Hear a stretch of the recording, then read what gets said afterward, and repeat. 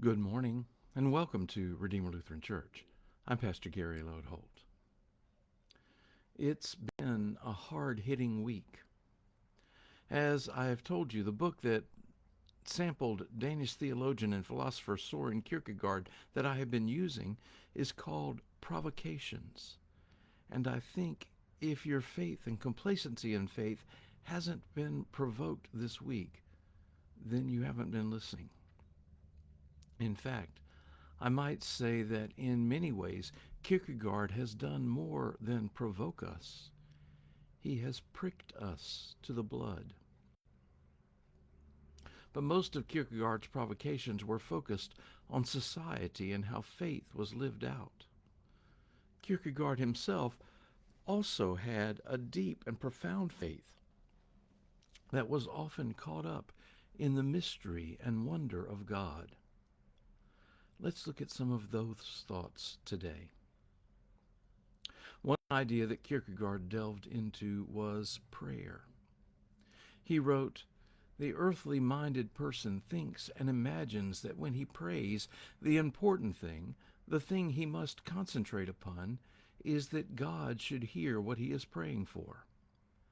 And yet, in the true eternal sense, it is just the reverse.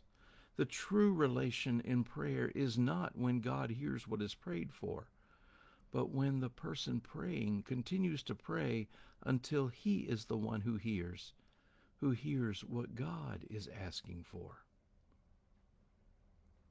So often, many of us think of prayer like we are supposed to shoot our wish list up toward heaven as if God were some sort of cosmic Santa Claus there to do our will.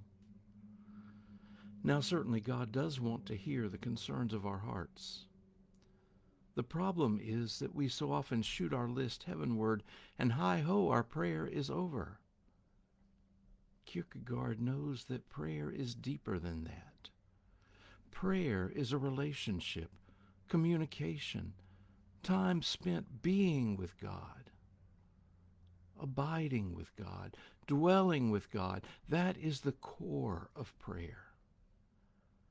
As I have tried to communicate so many times, prayer isn't about getting God on our page, but rather about getting us on God's page. I think that's what Kierkegaard means. We should spend enough time in prayer, enough time simply being with God, that the clutter of our concerns and issues fade away, and we can begin to authentically hear God and God's will for us and humanity. I have told people here around Redeemer about the paintings I grew up with in my parents' house.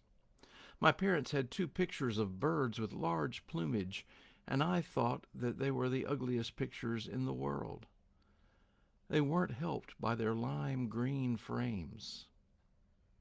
Years later, after my mother remarried, she moved to a different house, and to match the color scheme, she had the pictures rematted and reframed. The pictures are gorgeous. Now, I mention that because the frame made all the difference, and just so, the frame from which we see our lives makes a difference too. Much of any work I do in counseling people is to help them reframe their situation and see it differently. Kierkegaard thinks that's the kind of thing that happens in prayer too. He wrote, "Prayer does not change God, it changes the one who offers it." In prayer, in time spent with God, we are changed. We see things in new ways. Our world is reframed.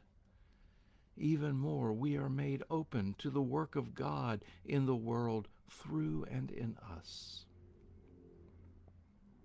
Then, caught up in the wonder and mystery of God, Kierkegaard wrote, "When a rich man goes driving at night with lights on his carriage, he sees a small area better than the poor man who drives in the dark. But he does not see the stars. The lights prevent that. It is the same with all intellectual understanding.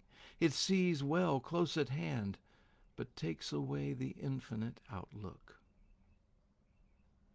In these words, Kierkegaard makes us ask ourselves about the ways we might be missing all the wonder and grandeur of God right there before us.